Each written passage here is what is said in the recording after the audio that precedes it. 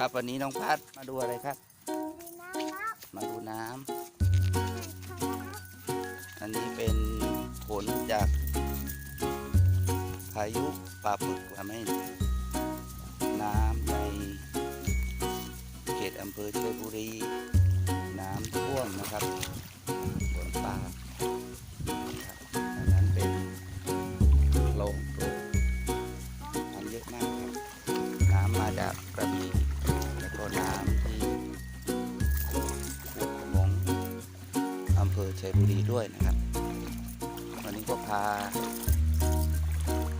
น้องมุมมาอาบน้ำน้องมุมดีใจมากครับน้องมุมเป็นหมาของน้องพัดครับน้ำเที่ยวในป่าปาล์มนะครับลึกไหมลูกน้ำลึก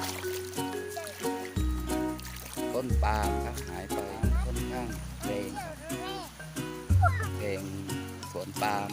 ของชาวบ้านครับหายไปหลายต้นแล้วครับเป็นไงครับน้องพัดลึกไหม